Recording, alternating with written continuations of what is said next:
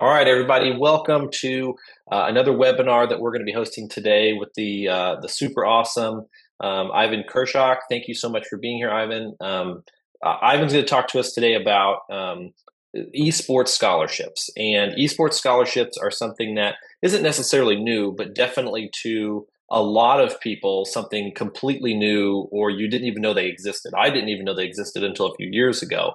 Um, in which case I would have loved to have one when I was in high school, and I'm sure Ivan would have had one when he was in high school. But that's the times we live in, and things change. And so we're going to talk about how esports scholarships and what Ivan does with that, as he runs a company that helps facilitate these kind of esports scholarships for students. But I wanted to, again, welcome everybody here tonight for this webinar. My name is Alex Herby. Again, as your host here for the Gaming Concepts webinar. And I wanted to let everybody know that if you have questions or you have anything that you'd like to discuss, please throw that in chat. It's the easiest way for me to understand and see what you're typing or see what you're asking, because in the Q&A function, it just doesn't, it's harder for us to see with all the windows that we have open. So if you've got any questions, please throw it in chat, and we will get to those answers as soon as we can. Along with that, after the webinar, you will receive your certificate for participation for that continuing education credit. So please stick around to the end so that you know how to get that. And again, thanks for being here, and I hope you guys enjoy the webinar as we talk with Ivan today. Ivan, thanks for being here. Thank you so much for being here. Can you give us a little background on yourself and a little bio? Yeah, of course, Alex. Thank you for your time as well. Well, as you mentioned, my name is Ivan. I run Esportian. In Esportian, we're an education agency that we guide students into university, both for bachelor degrees and master degrees. So for international students, we take them all through like exam preparation. They need to get into university, the university placement, admissions process, visa process, and we support them in the university year. So we work with players, but also with players and their families. And for domestic students, we just take care of their placement. And yeah, what we want to ensure is that every student, can have an affordable education, and when they graduate, they don't have any debt or as the minimal debt as possible. So that's what we do. We're connected with the top 25 esports programs and 1,200 universities. We know the esports directors. We know how to represent our students and how to get the maximum scholarships possible, both academic scholarships, international student scholarships, esports scholarships, okay, and other scholarships that the university may also offer. But yeah, esports scholarships is our main focus, and yeah. Awesome. And I'm also a university lecturer. I'm here in the university. I teach sports management, and occasionally, like in where I'm based in Barcelona, Spain, it's not that common. Like in NA, like esports management course and stuff like this. But occasionally, I do have the opportunity to teach, some esports management related courses, and it's amazing to see like the interest from the students. How much have you seen esports rise in popularity at the university level for these programs that are esports management or some sort of esports lens while you've been there in Barcelona? So Barcelona, most of the universities that offer esports management are like MBA, master's degrees, like MBAs with the esports management concentration, or like esports management. But like our universities more like are not accredited, like private. They're privately owned, so like it's not very massificated into like accredited universities, public or private yet, like in the US. Yeah. So yeah. So that's it. And yeah. You're primarily working with students to get them into US universities with these esports scholarships. Is that right? Yes. So we have students, like the misconception sometimes, for parents, especially like European parents, is like, wait, my kid is gonna study esports and play esports. I don't know. your kid is gonna use the talent he has, okay, to partially finance his studies abroad, okay, and he can study whatever he wants. I mean, degrees that we don't recommend for international students because they don't convalidate when they go back to the home country are like law, medicine, dentistry, physiotherapy, okay, but so we also advise them in that, okay. For domestic students, let's put US where you're based. We the students that we've worked, they don't know. Like funny story, like there was like a Rainbow Six student um from Pennsylvania that didn't know like like his university 1 hour from where he was living, had a great esport program, with his team, and he ended up going there, and Mm-hmm. we presented options like all across the country, but like it was like Arcadia here, like what, like I didn't know they had an esport program, and like for many students, they just don't, and I don't blame them because like the information, okay, about esports scholarships, Mm-hmm. universities, the leagues, the teams is not in one place. It's all like you either go to X and good luck. Mm-hmm. You so it's not very clear. I mean, you do have like very clear information about the NECC names and stuff like this, but like students don't have like in traditional sports, like everything is more like centered, and the universities have everything more clear. In sports, in collegiate esports, still the information aspect is a bit vague, so like also that's why domestic students also have a hard time like knowing where to go or what's the best option.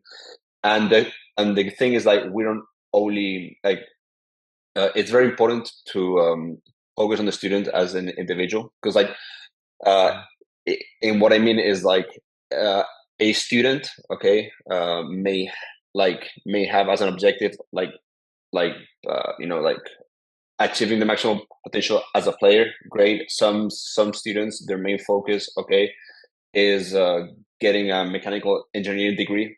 To give you an Mm-hmm. example, and they want to go to the best university and use that extra scholarship to finance, but like the degree is the most important, okay, Mm-hmm. and so like also knowing what the objective of the student is, and also when selecting university, it's not just about like the esports program, it's Mm-hmm. about like, okay, does the university require you an internship to basically graduate? Because if not, just go on YouTube, and learn something, what it like the degree you want to study, okay, post graduation, what is the average starting salary? So how much am I investing in my education after a scholarship? Okay, and how much am I gonna potentially earn after a scholarship? For international students, okay, it's like, okay, I want to stay in the US as much as possible. Okay, US as an example because if you're from there. Okay, when I graduate in my bachelor's degree, okay, I can do internships. Then I can do the OPT, which allows me to stay one more year in the States. Then I Mm-hmm. may want to do an MBA, okay, or a master's in the STEM related field, which allows me to stay 3 more years after I graduate in the US and work, okay, and then it would depend if the company wants to pay your work visa and stuff, but like like Yeah. you can extend your stay and study and work in the States in many ways, um, and yeah, so we also guide them through that. Yeah. I mean, it's an amazing resource to have for students here that are looking at esports, and like the story you told about the student who didn't know that the university right near them had a wonderful esports program. I Yeah, mean, just minutes away. A lot of this information is fractured. It's all over the place. Like you said, you're going to see it on maybe Discord, or you might see it on social media somewhere else, Facebook or X or something like that. And it's maybe coming third or second hand from something else that somebody saw, yeah, versus you working directly with the universities, have this information in whole, right? And so you kind of know who are the players, and who's offering what. And I think that's an amazing resource to even have. Who are um, who are the big universities? Somebody might know here in the U.S. that are actively recruiting for some of these esports scholarships here in the U.S. okay, so in what video top game, top five. or Well, just say in let's say who's your top five universities here in the U.S. that are doing esports. Okay, let's say Michigan State, Okay. Ohio State. We have Fisher College, Northwood. Okay, we have Syracuse University that is investing a lot of money, and Mhm. the thing about Syracuse and Michigan State is that like everyone wants to go, but like not everyone gets admitted because Mhm. academically they're higher. You know, like to get accepted is one thing, you know, and then because like Yeah. that's what I say. Like when we negotiate with the esports directors, it's like okay, like this is like the budget that you're expected to pay, but first, you know, we need to apply, and and that's also it. But yeah, those are university names. Maryville University as well. Okay, like Mhm. there are many universities across the country. In the Midwest, okay, it's very like there's a lot of small private universities like investing a lot in esports programs, both as a club, as a varsity program, under athletics. Okay, um, maybe the program falls in the media departments. Like there's many universities that make that put esports programs under diverse departments. Mhm.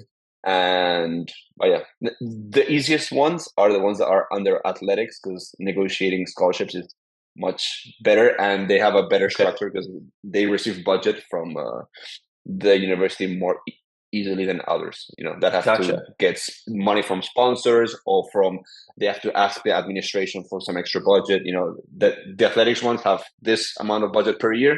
Okay, Mhm. and the sport director has to be smart enough to like know what to do with it. Mhm. And for Yeah. recruitment, for travel, for yeah. Yeah, so yeah, I can hear some of the universities and schools that you mentioned. It's a real mix of larger state schools and then smaller private ones, and Yeah. it's kind of runs the whole gamut of all the types of schools here in the U.S. So I think that's great Yeah. that it's kind of across the board. Esports can be found, whether you want to go to a small local college or you want to go to a big state college like Michigan State. Hmm. Those are great options for kids. So, talking about kids, we know that there's a lot of dollars out there. Roughly how much money is out there for kids to get scholarships, to get a piece of this pool of money? Yeah, like last year I checked, it was like 19 million USD. I mean, that had I checked Mhm.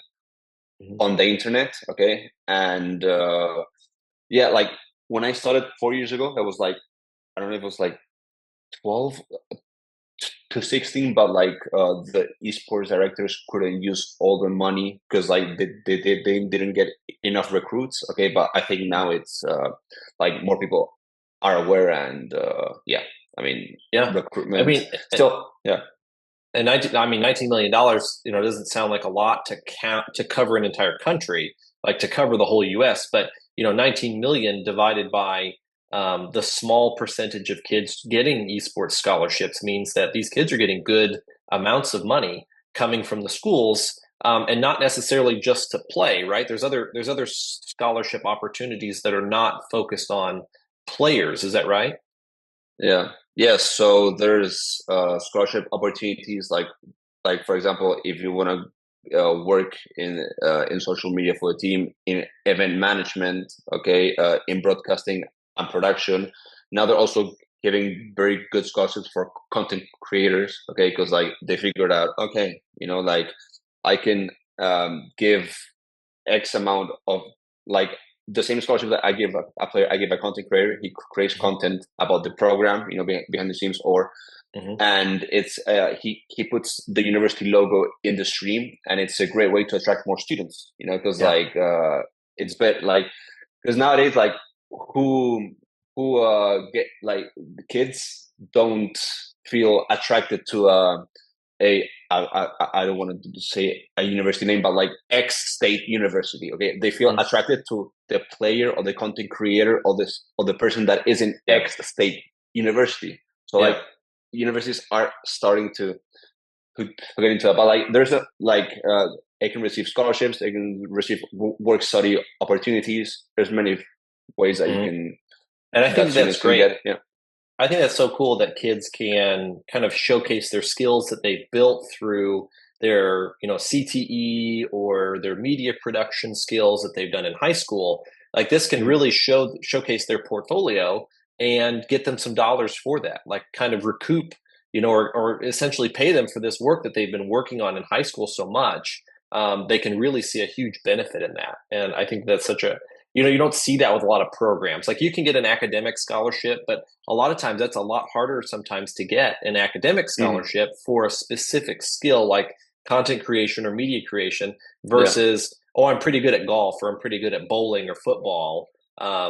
Some of the more competitive sports it is harder to get into, like football or basketball, volleyball. But I've seen a lot of shift in these kind of less popular sports, like Yeah. fencing, bowling. Some of these. What was the other one I heard about the other day? Um, Skiing. uh, Skiing, trap shooting, like all of these Yeah. kind of less popular ones. They're getting scholarships for, and parents are getting smart and are like, hey, you should start learning how to fence, or you should learn how to ski because the college has a skiing program and you could get a scholarship for it. And I think that's kind of a smart Yeah. mindset to have. And esports fits right in there, right? So we talked about how kids can do this and what kids are expecting and what you can get for kids. But how did you start all this? How did you decide that you're like, I want to help these kids get money and Yeah. esports is the thing? So tell me some backstory on how this all started. Yes. So I went 18 years ago to study in the States with a tennis scholarship. Okay. I was a student athlete, and then 14 years ago I graduated. I then well, I did my 4 years in the States and went back home. But yeah, I started in consultancy in Microsoft Dynamics, like a platform like working with businesses there. But then I did my master's in sports management, and then I landed in an agency where we worked with student athletes. Okay, so like soccer, golf, swimming, all the Hmm. traditional sports. Like we basically guided them and negotiated scholarships for them in the US and Canada. Okay, so I went, I did the events to attract clients. Okay, I did the talk to the families. I was in the admissions process. And my last job there was in the placement when I was negotiating scholarships with coaches, and that's where I discovered I was like esports scholarships. I'm like, how can I mean I did like well, what is now EAFC. Like I played it a lot, okay, but like I played it when I was like resting from tennis or like with friends just hanging around.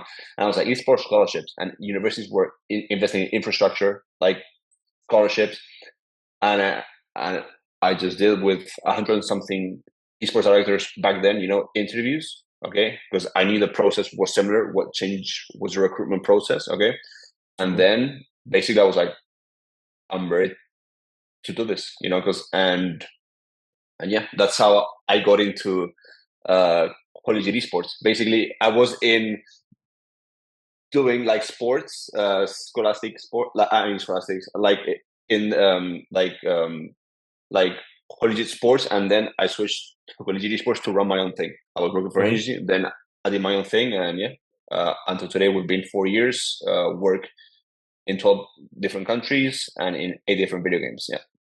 That's awesome. What But what's the most yeah, popular video? What's the most popular video game that kids get scholarships for?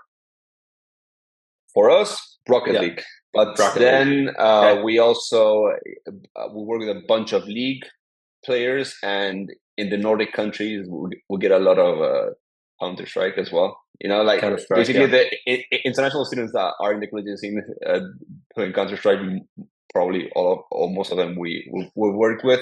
But like yeah, Rocket League as well, because like it's a video game that like you cannot imagine, both domestic, okay, and international, how many students we've worked with, okay, to do for them to get the GED. Because like Rocket League, you go pro such a young age, okay, Hmm. and you get this like contracts for like I don't know 1-2K a month, but it's like a lot, when you're 14, Hmm. 15, and they just quit school, and Yeah. then they're 19, 18, and they're like, so now what, and Yeah. we're like, okay, like you like domestic students know what the GED is and stuff, but like international students like, wait, I can do this and not have to go back to school and do like finish 2 more years of high school. Okay, amazing, So like we've helped them a lot in that. So like just like motivating them to get an education, okay, and have a backup plan. Okay, like do you want to continue, like competing at a high level? Great. Like there's programs in the States, okay, or in Canada that focus a lot on the esports side, okay, and you can have an education.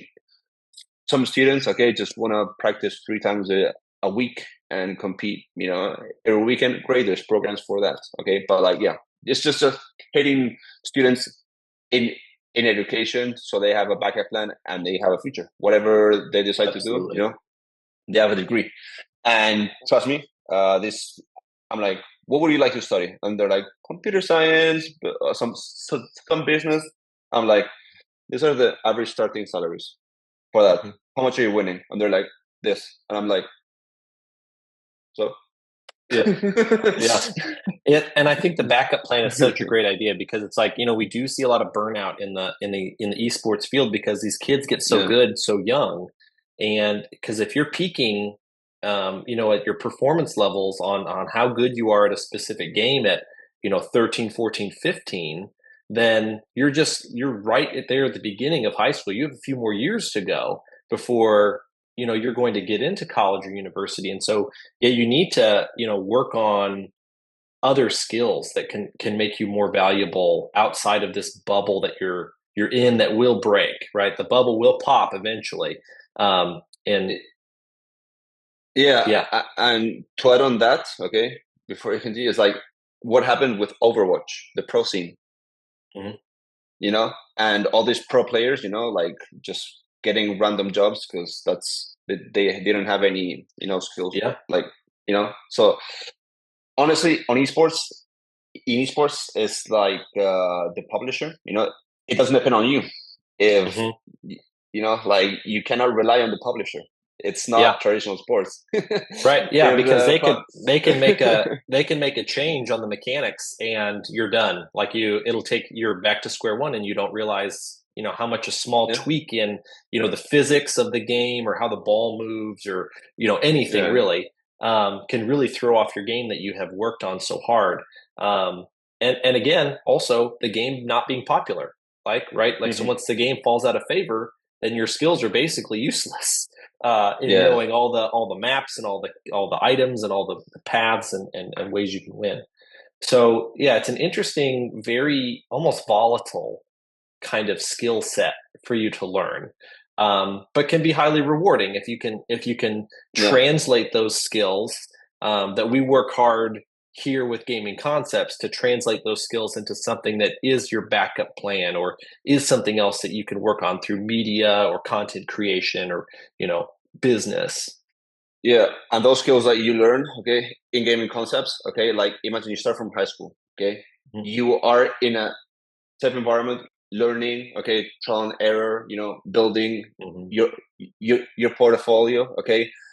You have 4 years of experience, then you go to college, okay, another 4 years of like, safe environment, like creating new stuff. You're, under a roof with an esports director, okay, that you're trying new things. Like you've got 8 years of working experience in that skill. Then you go to a workforce and like your competitive advantage is like over the roof. Because if you're not thinking in high school about what your plans are and starting to create and amass artifacts of learning and your portfolio, if you're not start building your portfolio in high school, you're at a real disadvantage if you're going to start your last year in high school to build a portfolio for college, because people want to see that progression of skills from as early as you can.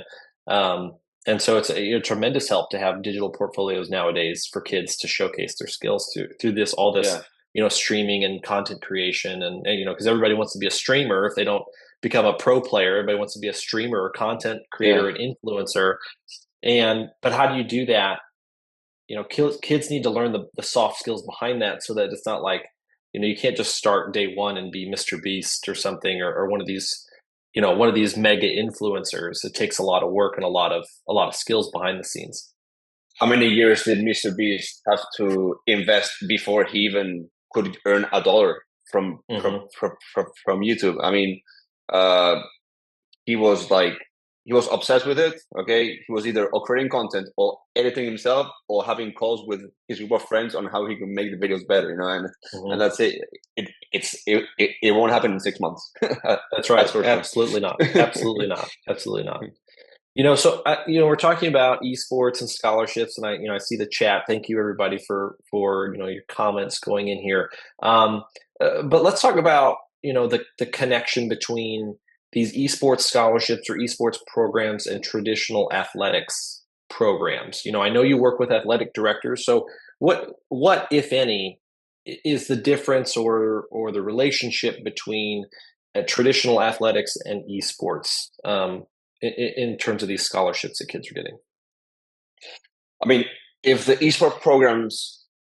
program falls under athletics, Mm-hmm. okay, it's the same. It's the same. It's another sport. Yeah, like what esport director is looking. Okay, because like in esports, in the amateur, semi-pro, or pro, like you have a lot of like I have this team for this split. Okay, then maybe I have to find another team for another split. In collegiate esports, okay, like yes, you're having the call with us with the esport director because he's interested in you. He saw your Mm-hmm. stats, competitive experience, but like what they are looking for, the two main things is like how coachable are you and how humble, because like they are going to invest in you for 4 years, okay, Mm-hmm. as a player. It's not like a split, it's not like a few months, or like so like how can they develop you in 4 years? Do they fit your culture? Because like you go to college, it's not just being good at esports. It's like if you don't go to class, if you don't do your stuff, if you don't pass, you're not gonna to practice or compete. So like Mm-hmm. they also want to see like how you're gonna adapt, and also like the highest scholarships are not when you're a freshman. Okay, maybe as a freshman you will start in the JV team, in the development team. Okay, and it may take you 1-2 years to get the philosophy or to get the level to get into the varsity team. Okay, and that's okay. So like once you're in the program, the more the higher your GPA, the more academic scholarship you can get. As you just progress, the more they can see that you can balance both academics and esports, and you start getting better competitive results. It can also up your esports scholarship. Okay, so like usually the freshman year is the most we always tell students is the most expensive one for you. Okay, then Mm-hmm. you have this path that you can the more you improve and the more effort you put. Okay, like the more scholarships you can get. And some parents are, what if my kid is failing? I'm like, look, I always tell my personal story. It was my second year, okay, the first semester. I studied business management for my bachelor's degree. Mm-hmm. I had like 2 stats classes. There was no way I could pass them. Like I don't know why I tried my best. So I talked to my coach. I talked to my teacher, and the option was like, okay, like we have these classes, and after practice at 7 p.m. Okay, 1 hour every day. Okay, uh, you go there, okay, and you do extra stuff, okay, and you study and you put extra work, okay, and I did it, Mm-hmm. and I end up passing it. But like, so like, what I'm trying to say is like, the college, okay, has the resources, okay, Mm-hmm.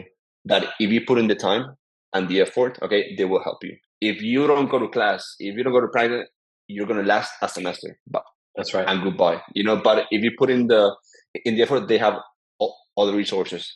The same thing. I was handling some family issues, and and the family issues were like back home, and I was like, I didn't know how to handle it. Mm-hmm. They had a psychologist, okay, Yeah. for me to talk for free. Like I was paying my tuition; it was all included. Okay, Yeah. the same thing. My last year, okay, I had an injury, but I was kind of not ready, but I was because it was my last season. Okay. And I also, they had a sports psychologist for every sports, but like they had a sports psychologist, and I went to him and he guided me. And, like they have all the support, and the esports program also has, the players have the support from the athletic trainer that may train the esports players, the soccer players, and whatever. They have the sport psychologists. They have like they have all the support that it's basically like a pro team, but in a Yeah. college. Like all the Yeah. amount of infrastructure and scholarships and opportunities that they give the students is like, Mhm. you know, it's amazing.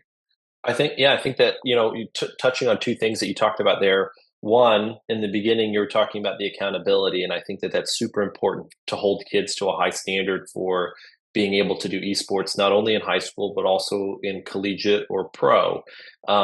Kids need structure, especially in something that's as unstructured in their life as video games. And so, a lot of times you're playing video games casually, and you're just hanging out with your friends, but once you cross that threshold and you're like, I want to be a pro player or I want to be on a team, it's the exact same in athletics, that you have a code of conduct, you have expectations of you, and you have that accountability where your grades and your character and your behavior affect your relationship with your team. And I think that's such a strong evident, or a strong connection to esports, in that it does help kids get this more disciplined approach to life. Because when we see kids coming from esports, a lot of times we have them from, groups of kids that traditionally had issues with behavior or issues with attendance or motivation or engagement in the classroom. And I think it provides this little extra bit of structure that kids are getting from something that they like or have passion for, which is video games and esports. And it kind of guides them gently into this more structured and productive member of society kind of thing, where you're learning Yeah. all these skills in a different way than how you were taught traditionally in school. And I think esports is great for that. The other point that you were making, which I want to talk about, was the fact that the services that kids are offered at either the high school level or at the collegiate level are immense and can be life changing, right? Like, not enough kids maybe in high school go and see their counselor, or not enough kids at all probably go and see their counselor, or the services provided through their tuition at the collegiate level. Um, uh, I never went and saw the counselor in college, which I probably definitely could have, because I went through a few different degree programs before I landed on education, and dealt with classes being extremely hard. And I remember taking architectural physics in college, and it was not fun. It was not fun. I did not do well in that class, and I am not an architect to this day. But that's what I thought I wanted to be. But if I had talked to the counselor or talked to my advisor or something, that a little bit more, and looked into more tutors and stuff like that, or extra help, maybe I could have gotten through it. But also to speak to somebody else to say, I don't get this, or I'm not enjoying it. What are my other options? Can really help kids out on this path of uncertainty, because when you get to university or college, you don't necessarily have the same support system, because you're not with your family, or you're not with your core group anymore. Even your core friends, you had a group in high school, and then you leave and you go to college, and you don't have them anymore, maybe. I didn't have anybody. I went across state, and went to a school that none of my friends from my high school went to. So I was basically by myself. And my parents and family were all, 6 or 7 hours away. Um, and so it's hard for kids to understand the resources. And so, yeah, definitely, if you're watching this and you're a student, or you're a player, you're a parent, encourage these things. You should use these resources, because one, at the collegiate level, you're paying for it, so you should definitely use it. And if you're at the high school level, take advantage of these, because you can learn some skills to avoid having any issues at the collegiate level. So I think those are strong things to think about, in terms of success, either in Hmm. secondary or post secondary. Yeah. So yeah. Also, the great thing that you mentioned is like the friends thing is like students that get into like an esports program, or like when I was like part of the tennis team, is like you are already like framed as a tennis player. So like, you know, like Mhm. your friends are like gonna be like the first ones are gonna be the tennis players, and they're gonna support you, make sure that you're okay, so you can, you know, do well in class and perform, and then you can establish this connection of friendship. The same in the esports program, like the coaches or the assistant coaches are gonna make sure that the students are like, you know, like well, you know, they're attending to class. They do track the class attendance, you know, and they go to your room if you're not going to class as well, you know. So like, to Yeah, some they'll extent, find you. I know some programs do that, and and yeah, and then you build this bond, you know, when you practice and compete, you know, with your so like getting into a program or being part of a team also like gets you, you know, being part of something And before without having to do the initial effort, like the 0 to 1 effort of like having a friendship in college, which can like be hard if you're not Mhm. part of a team. Yeah. Yeah, and I think that it goes back to what you're talking about, in team dynamics and understanding who you are. We had a kid on here, a student, I should say, not a kid, but a student that was on here a while back from Kansas, and he got a full ride scholarship to a state school in Oklahoma, I believe, for esports. And his mantra that I believe he heard from his dad is work hard, stay humble. And I think that always resonates with me. I think about that all the time, is to work hard and stay humble because, you know, in esports, as with traditional sports, kids can get an air about them or an ego, especially if they're at a smaller school or if they're on a lower tier esports team. Some of these kids can be the best very quickly, and you can get this kind of ego about you, but that's got to stop where when you're joining these teams, because coaches are going to see that. And being humble when you're shoehorned into a group of people that are already pro levels from these big schools or small schools, and they're all the best, right? You're on this team for a Hmm. reason at the collegiate level. And Yeah. so working with egos, as you're put into this team dynamic of everyone's the best, and might be way better than you, it is something that kids have to deal with. And that goes back to, the counseling, probably a little bit, the sports psychologists, but, kids don't recognize that a lot. And I think is an important life lesson is that, checking your ego at the door. We try and do that in the classroom as well. It's like everybody's on the same playing field here. And we're all trying to share this experience together. So Yeah, you're not better than anyone, you know. that's right. Everyone, you have like everyone, like you can learn one or two or more things from everyone, you know. Like, everyone has Absolutely. their skills and stuff like this. So yeah. And the thing about what you were saying about like the improvement in video games, like compared to traditional sports, for example, if I had to compete in NCAA 2 or 1, you need to put like, you know, like 10 years, on average 10 years or some Yeah. or even more. You in collegiate esports, like you can grind 1 2 years and get at the max level, you know. Mhm. Yeah. So on the way you lose, like athletes learn a lot of values, a lot of more like discipline, hard work, and Mhm. have more maturity, mental maturity in that aspect, because like they failed, it was so hard to Mhm. reach there, Yeah. that from a gamer to being an esport player, because you did it so quick, you know, you Mhm. missed in all this process that a traditional athlete Yeah. gets. So that's where also like head coaches or assistant coaches at a collegiate level have to work with players, you know, into like you know, like make him like develop those skills of discipline, you know, and stuff like that. Yeah. Yeah. Yeah. So, kids are getting these things, but what are you seeing about either success rates through esportion, Yeah. kids completing their 4 year or 2 year degree, versus kids that are not making it when they go through these esports scholarships. Do you have any data you can talk to on that? Yes. So, in terms like when they go back to their country for international students, it's because of homesickness. Mm, Okay. Uh, but like I would say like in the upper 90%. Okay. And we have stats, but I don't have the exact number, but upper 90% are still there or complete degrees. International students, because like they're going to another country or sometimes continent, okay, mhm, and they're very aware and they're really like dedicated to that, okay.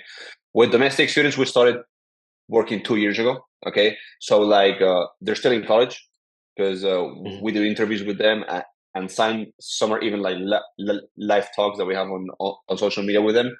Um, but they're in college, and most of the domestic students also because of life circumstances also work with us because like we know like what universities offer online degrees and they can offer them the chance to get a scholarship and be part of the team. That's something that in traditional sports is kind of complicated. Mhm. So like online degrees, I know some universities are like, no, the student has to be full time in person to be part of the program, something like Yeah. this. I get it, but Mhm. some students, need to maintain a mom and need to work and need to study and need to practice and compete to get that scholarship, and they can move to. You said Oklahoma. They can move to from Kansas to Oklahoma, and live everything, So Yeah. like online degrees, also it's a huge help for a lot of players and coaches. Are you seeing an increase in the availability of online scholarships for esports? I mean the I mean, Fisher College, not Northwood are the universities that we work with for online degrees. Okay, a lot of students do say to us, "Are there any online options?" More than ever, because yeah, kids, most of them can't afford to just like leave everything and study in another part of the country. Just so like Yeah. they have other lives, other priorities. So online degrees and the flexibility they require is amazing. Yeah. Mhm. Yeah, absolutely. So, what misconceptions do you see about esports scholarships? Like, what are people getting wrong about it that we can kind of clarify here on this call? Okay. So for domestic students, okay, they're very aware of esports courses that we worked with. Okay. But for more like international like students and their families, that maybe some families in the US may have a same like as an issue, but like we had to really explain, that their kids are not going to study esports. Some do, some want to study esports management, but most of like we only had like two kids out of hundreds, like two kids, Hmm. So like it's like it's your kid is going to study whatever they want, okay, Hmm. and they're going to use esports as a tool, okay. Also, we have to Hmm. explain families why universities are investing in esports program, okay, for student retention to increase uh, students into the university, student retention, like prestige of the university, okay, and they did it with sports for the last, you know, I don't know how many Yeah. years now they're doing it with esports because like also the kids are in other platforms and consuming, you know, uh, other content. So that's how the Hmm. universities keep attracting students. But like your kid, okay, is have to go to class. He has to pass, okay, or she has to pass in order to be part of the program. They are not going to be all day playing video games, okay, like they are under supervision. They have in some cases sports psychologists, nutritionists, okay, athletic trainers, okay. So like it's very professional, okay. So like Hmm. we have to make sure that the parents don't think that their kids are just gonna play video games in uni and viva la vida, Yeah, so that yeah, and that's so true, right? And I just I can't think enough about kids and not kids, but parents, administrators, teachers. It just always tends to fall in the stigma that they're learning video games or they're learning video games, but it's like it's just that's not it. It's the skills behind that, right? The teamwork, Hmm. communication, collaboration, and even things like digital citizenship and conflict resolution and understanding relationship dynamics and all of these skills that as an adult we kind of find inherent in our lives and either deal with or don't deal with well. And but esports and video games in themselves can teach all of that as long as they can have that kind of guide or facilitator there to help with these kind of difficult big feelings, as kids would say in elementary school. Yeah, These big yeah, changes that I don't understand and I need help with. So I think it's amazing that kids are able to get that from something that's, I would say, so much fun, right? Like yeah, video games yeah, obviously are super fun, as I'm biased towards that yeah, because I play video games a lot, and I know you play video games a lot, and it's yeah. just part of our cultures in growing up. And I remember being in college, and everybody lugging their television out to the common area so that we could play Smash Brothers together. And Hmm. it's like what the effort that it took to have like a little, at our dormitory, like a floor level tournament for Smash Brothers in such a an Yeah, antiquated time of yeah. esports tournaments. And some players even, like are like playing solo queue and just like grinding and are playing Hmm. with no supervision, and their parents don't know what to do with them. Yeah. And like, look, if you want structure, like the collegiate scene in NA is the best place because like, Hmm. and to make them understand it, it's like, okay, like if you like soccer, okay, can be healthy, but can be detrimental to your health if you play like in an unsupervised, um, you know, environment for 12 hours straight because you can get Hmm. injured or you can get Yeah. whatever. The Yeah. same with video games. Like you can play, okay, 2 to 4 hours if you're about 2 hours a day, like, like training, okay, like, Yeah. but, or like, sort of whatever, like there's many things that you can do on a weekly basis. In 2 hours, you can get the same results. Like if you just play by yourself 12 hours doing whatever, like I can Hmm. be playing tennis with someone for 12 hours, okay, and just don't get better and don't Yeah. and get injured and mentally, explode. Hmm. Um, Yeah. or I can train for 2 hours, okay, like specific drills, okay, that Yeah. is gonna improve myself. So like Yeah. also, and parents are like, okay, yeah, yes. And also, some parents are like, okay, you know what? If video games is the only thing that motivates my kid to go into university, so be it. Yeah. Exactly. Exactly. I just want my kid to go to college, right? And so, we have that thought. It's like, video games can be that pathway to college for a lot of students, right? And it Yeah. incorporates a lot more kids um kid because of students that are at a disadvantage for traditional physical athletics, right? And so, do you have a percentage or do you have some kids that you work with that wouldn't have been able to do a traditional athletic scholarship because of any type of disability or something that they have you worked with kids like that in terms of trying to get scholarship, not just maybe physical but it could be mental as well? Not physical or mental. Like students Hmm. that can assimilate to that is like the students that I mentioned where they didn't finish high school and there was no way they would have went to university as a Yeah. traditional students, and like the esports side that NA offers, Hmm. that motivated them to go forward. But we haven't worked with kids with disabilities, mental or physical, yet. Yeah. Yeah.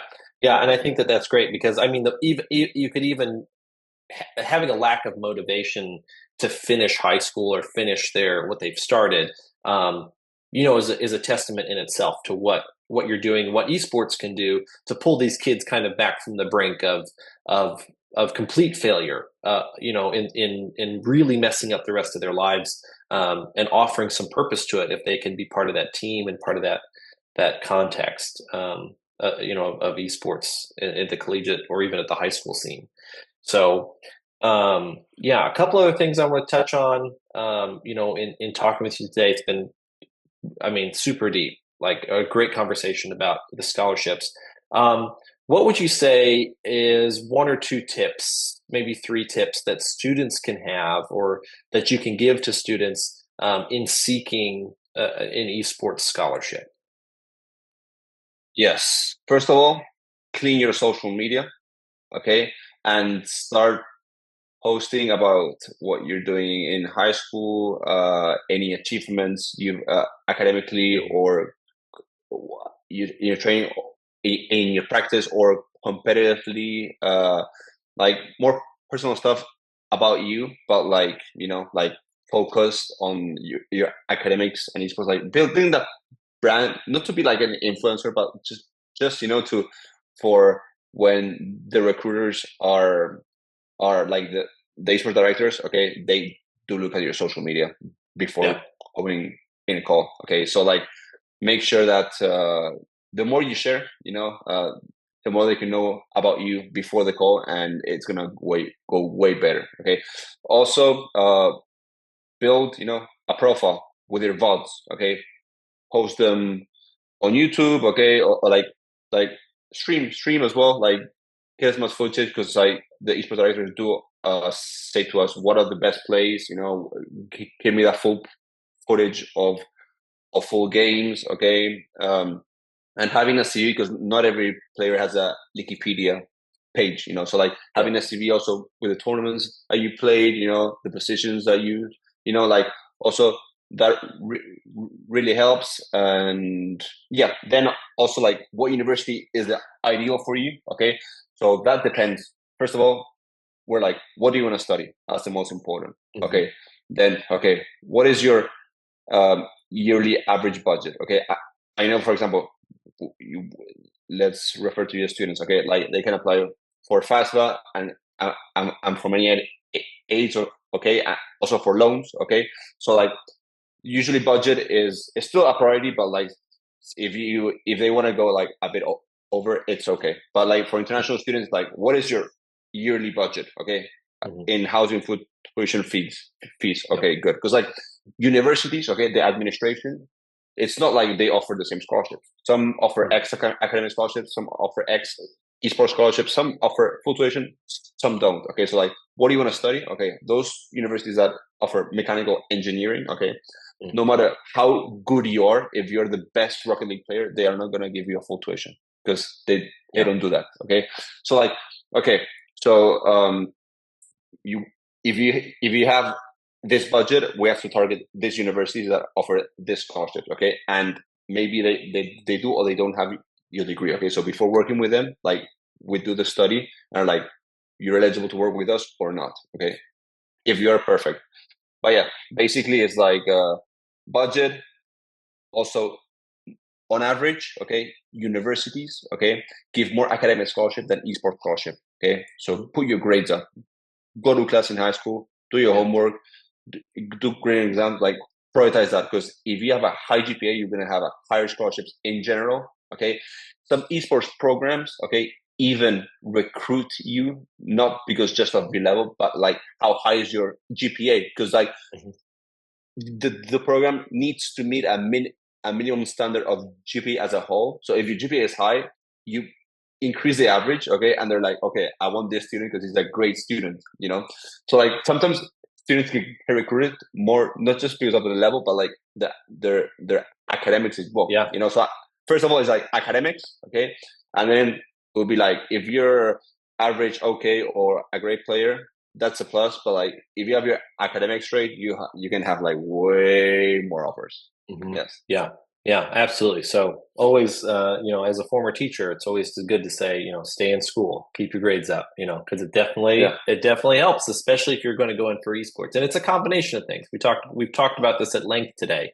That it's not just your esports skills or how much you grind, but it's your personality and your commitment to teamwork and your understanding of being a good person overall, and then also your grades, your academic success. So, it's a combination of things, like everything in life. Everything's, a little bit of everything to round Yeah. you out as a whole. So, Ivan, this has been really great. You just have something else you want to say? Yes. Also, like the for the admissions process, okay, like the more extracurricular things you do, like the more hobbies you have as well, and the Mhm. more you're into something else, okay, that really helps as well. So like there's play, so that really helps to admissions, but also to get some extra more scholarship.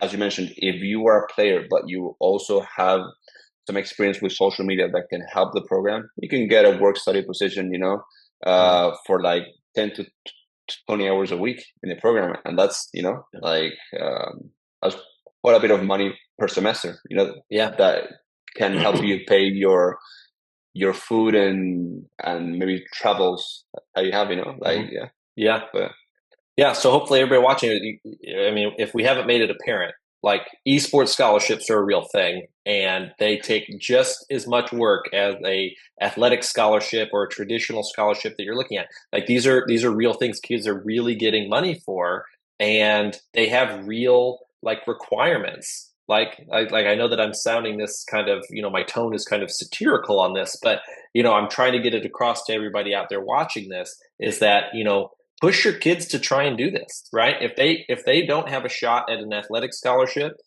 for something traditional, they want to go to college, or they want to do something more, push them in this direction, because I know a lot of you out there watching are, either teachers, maybe parents, maybe even students. Like, understand that these are real things, and people are giving money away for your time and effort to move to the next level, right? Just like anything, this is exactly the same as any other scholarship, and we want to make you aware of this possibility and this opportunity.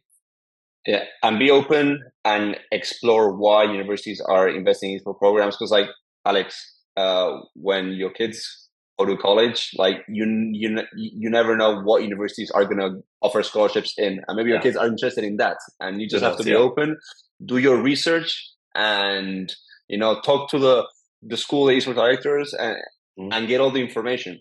Like we are Yeah. scared because of ignorance, of the lack of Mhm. information, because we want the best Yeah. for our kids. So Yeah. like that's mainly that. So like I would just advise just Yeah. research more into for scholarships, talk to as many coaches as you need to get the perspective towards the best school. But yeah, get that information so you that Absolutely. fear goes away. Yeah. Yeah, yeah, and a lot of kids are passionate about esports. They want to do something with esports. So if you're in the high school or secondary setting, and you go in and you talk to your counselor and you say, "I want to do esports," okay, don't take their lack of information for them not considering your request or your Mhm. feelings, right? Just because they don't know about it and they may kind of brush it off doesn't mean that is they are immediately dismissing you or your dreams. Try and help Mhm. them to understand that this is a real thing, right? This is something that's super popular. It's very possible, and that this is something that you want to do. So give the older people and the people that are advising you the benefit of the doubt, and not knowing everything there is to know about esports scholarships when you are in high school. Okay, don't just immediately dismiss them. So because they may have never come across this before. So share them this video, give them this video, and have them check out Esportian for everything that they need to know. So Ivan, real quick at the end here, let's talk about how can we get a hold of you? What's your website? All these things, so people know where to get all the best information about esports scholarships. Yes, so esportian.com. Okay, there's a link that to apply, or I can leave it here in the chat. Okay, Yep. so it's easier.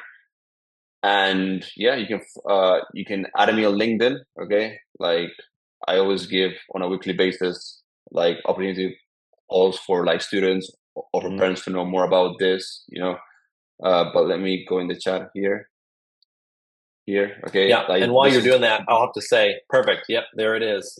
this is the Yeah. form basically, like before, like in order to get on a call. Okay, when it's like we first of all study your academic esports budget and preferences, okay, Great. and when you want to study, a location that you're interested in going to universities, okay, like the size of university, all this, and if you're eligible, we'll have a call with you and explain how we can work with you, and Great. with no cost or commitment, and then from there you have all the information in the table to make the best decision if you want or can Yep. like Well, get study ready because you in. might get a lot of forms here after this goes live on YouTube. So Okay, great. okay. I love a free resource, a free kind of I guess kind of gauge of where you're at.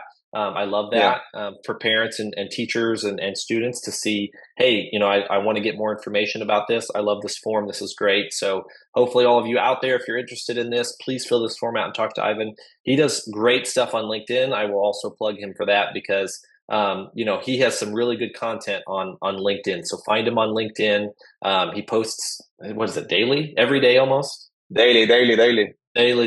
Yep, just like us, they're on the grind for social Yes, media. So I started on X, but I uh, cannot figure out what people like in X use, or how to engage in X. Yeah, yeah, I, I'm getting better on LinkedIn, but X is yeah. a new different thing. I learned you just post it on LinkedIn and then cross post it to X, right? Here's the link to my LinkedIn. So it's the best way to do it. So, thanks everybody for being here. Again, Ivan, thank you so much for your time. I know it's valuable. You just got done teaching class, and then I'm sure you've got lots more to do today. And it's late for you as well. Going on 7 o'clock, I think, right there. So, Oh yeah, um, yeah. it's getting late. Everyone out there, thank you so much. This is going to be up on our YouTube page later this week, just like always. And your PD certificate for joining us today will also be in the email that you get as a follow up. So if you like this content, you want to see more of what we're doing here with Gaming Concepts, all the awesome guests we have on our webinars, make sure you hit that like and subscribe button below. And we will see you at the next webinar. Everybody, you have a great night, and we will see you next time. Thanks. Thank you, Alex.